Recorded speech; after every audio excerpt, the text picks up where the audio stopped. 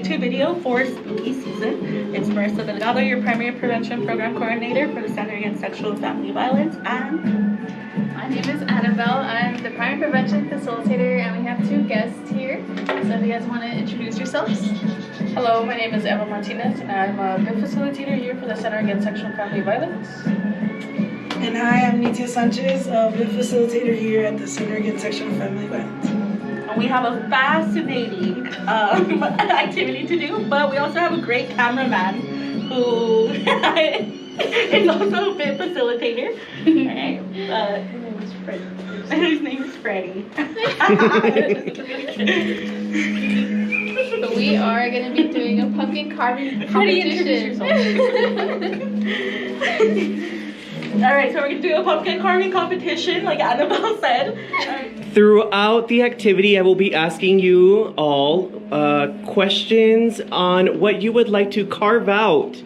What toxic behaviors you'd like to carve out of these relationships. So we'll see what we come up with. Alright.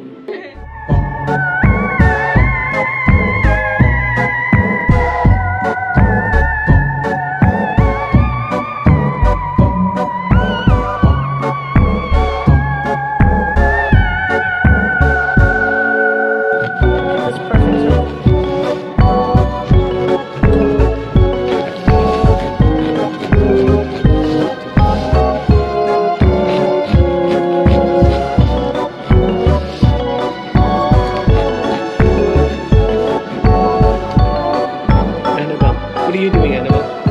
Putting on my gloves. She's like, let me live. I'm just kidding. Are you going to do the spooky one? Snake. Okay, then I want to do the alien. Okay. Okay. All right.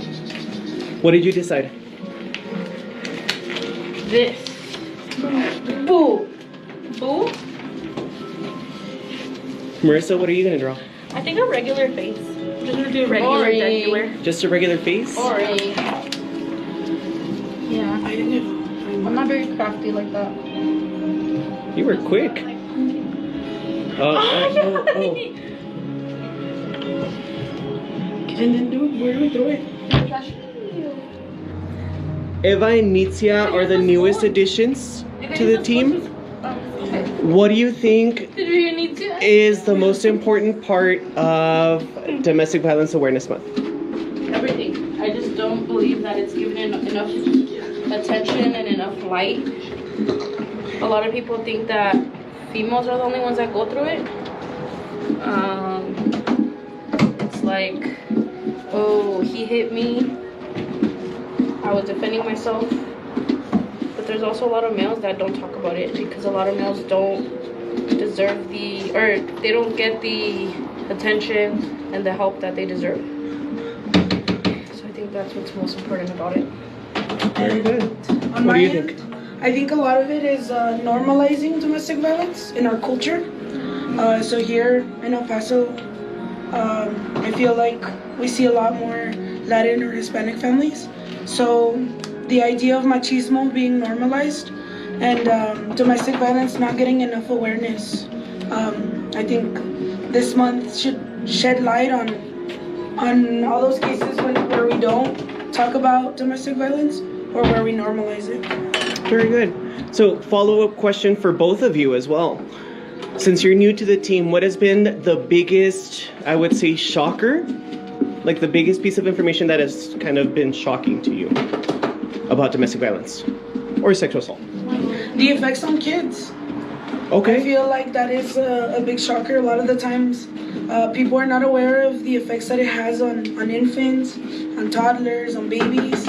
And throughout, my time here, I've realized, just like those around me, we fail to see the impact on kids and on infants, but in reality, it affects everybody. I mean, even the dogs, the cats, the babies. Absolutely. Absolutely. Thank you, Nitia. What about you, Miss Eva? What has been the most wow factor, shocking factor for you learning about domestic violence or coming in to the field? I think just the importance of it. We don't realize that there's 4 types of abuse, right? Them being physical, verbal, emotional, and sexual. Mm-hmm. coming in, I was like, oh no, I've never abused anybody, I guess you could say. Whether it was mentally, emotionally, anything like that. Right. Talking about like sexual abuse, it's not just like we think of rape. We think of it being as somebody raping somebody else. But it's like, did you slap somebody's behind when they didn't want to? Did you not wear a condom when somebody wanted you to wear a condom? Right. Did you lie about being on birth control this whole time while you were in a relationship with somebody just to fulfill the need of having sex with somebody? Right. So I think that was like a really big shocker for me. Right. Lack of consent, I think, is a very big thing, right? Yes. Do you have consent, or do you think you have the consent? Right. Is one of the things that we talk about. So, Marissa and Annabelle, what about you? What do you think is the biggest part of this month? We'll start with you, Marissa.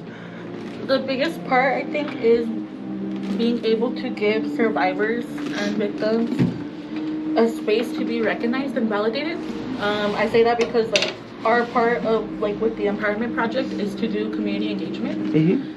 And throughout the month, we were really lucky to get community rapport that we had built with like people and small businesses. So also that like, hey, shout out small businesses, right? But we were able to get their support in doing activities throughout the month. Right. So that was really cool. We had good rapport with various businesses like coffee shops. We had a tattoo flash sale, which I actually got. It looks a little gross right now because it's still healing. Very nice. Yeah, it gave people like a light to be able to know, okay, well, businesses know about this. Like, Yeah. I don't feel weird for like having gone through an experience like this. I don't know, I just really like that there were so many different entities within our community that were willing to help and collaborate with us. Because they know that it's important, and even though we don't talk about it on a regular basis, it is something that exists. Right. It's not taboo. Right. And unfortunately, there are people who go through it, right? Men, women, children. So, yeah. Very good. What about you, Annabelle? I think it's just giving the community and everyone the space and the platform to raise awareness. Because again, like it's not an individual effort, and we were able to have the opportunity to bring the community together, Right. and have community members be a part of spreading awareness. And I think that's kind of a crucial part of Domestic Violence Awareness Month, is having the community come together with that same goal of reducing domestic violence situations. And through that, it's through spreading awareness on what it is, what it looks like, showing support to anyone who's ever gone through those experiences. Right. Different things like that. But yeah. Very good. What would be one message that you give to survivors this month? Ooh, I want to go first. Go for it. Your experience doesn't define you. Your experience doesn't define you. Yeah, and what I mean by that is like, whatever you've experienced regarding like, any troubling times in life, that you can overcome them. And I know it's hard, like, especially going through such a traumatic type of experience, if you've experienced DV before in some capacity, that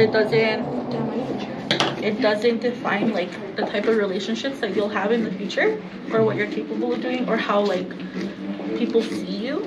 Because oftentimes, even with like emotional and psychological abuse, that's how it starts, right, before we see the physical.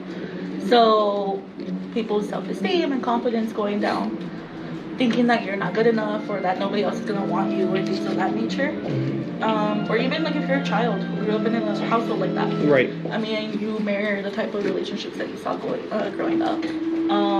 But that doesn't mean that that's like what you're gonna experience in life or in the future. That you can go and grow through it. You're not alone. Everywhere you look, you know, there's a community behind you.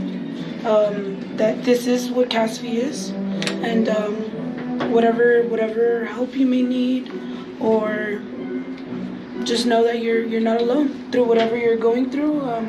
There's a support system behind you, and if you ever need it, it's here. I would say don't ignore the signs.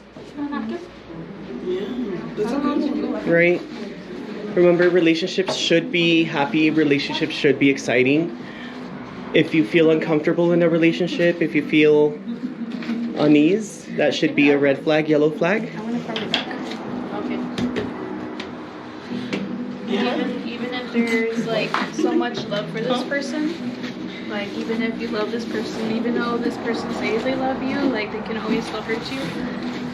And I think it's just, that's kind of the tough part for some people, is just kind of trying to realize that this person that they love so much can be abusive, and Right. it's actually like not the greatest person for them.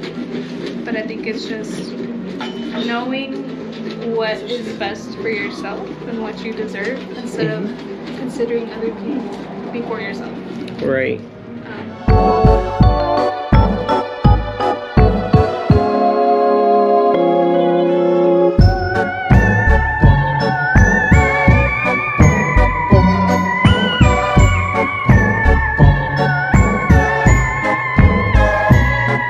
What would be a relationship red flag for you? I think that walking on eggshells feeling, where you're always just kind of feel like you have to do everything right, you have to make sure you're not getting this other person mad all the time, you're being less of yourself just to prevent any conflict. Okay. And I think that would be a red flag, because you're not able to be yourself, you don't feel completely safe 100% of the time, Right. and you're just kind of being someone else just to avoid conflict. Very I good. think that's a red flag. Absolutely. One of the big ones, I would say. I feel not validating my feelings. Okay. Like when something is like said or like an experience is gone through, like even if it's not between you and that person, you could just like have had like a bad day, or like said like, oh okay, this made me mad, or like this is how I'm feeling about a situation, and then them being like, what's the saying that I Oh, that's not that bad. yeah, like that's not that bad, or turning it into like an I statement where like they're like, oh, so now it's my fault, or you know, like things like that, and you're like, no, it's not your fault, like this is not about you.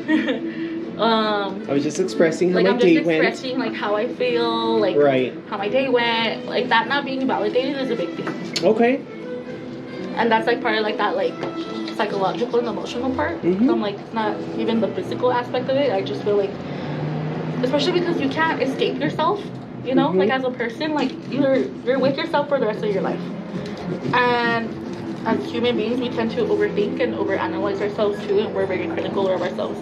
So then I don't like that feeling of overthinking or thinking like, oh my god, am I crazy, or like, am I dumb, am I making a mountain out of a molehill? And then somebody goes and makes Yeah. it. Yeah. Yeah, or like they turn my problem into like their thing and being like, oh, like it's not, like you're overreacting, You're right. you know? Alrighty, so we're done with our pumpkins. Let's see our final results. Starting with you, Nitzia. Present your pumpkin. Did you name it? Yeah, his name is Jimmy. ¿Por qué Jimmy? I don't know. Like Jimmy Neutron. Okay. Oh, he does have a big head. Okay, yeah, I can see that. Very good. Very good. What about you, ma'am? I named it King Julian. Why King Julian? Because I have Madagascar in my head. Okay. The little song. Very well. Very well. Eva? Here's mine. It's called Dalton, Why Dalton? inspired by Insidious. Oh. Yep. This is what he sees. This is what Dalton sees in his head. Yep. As he's creeping through the what? Creeping tiptoe through the garden? Through the window. Yep. That's my pumpkin. ¿Y el otro lado? And the other side is Dolphin in love. Dalton in love. Dalton looking for love. He said, This is a multi-seasonal pumpkin. Can be Yeah. used in October or February. yeah. If it makes it till then. It will. Yep. That's Very my good. pumpkins.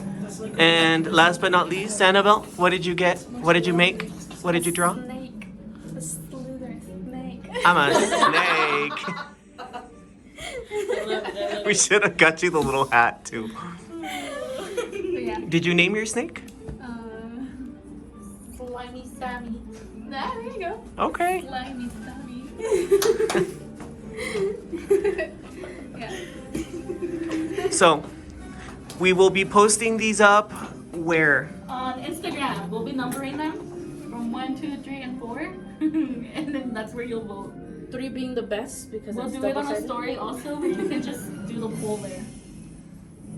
Very well. Happy Halloween, everybody. Stay safe. Happy Halloween. Happy Halloween. Stay safe.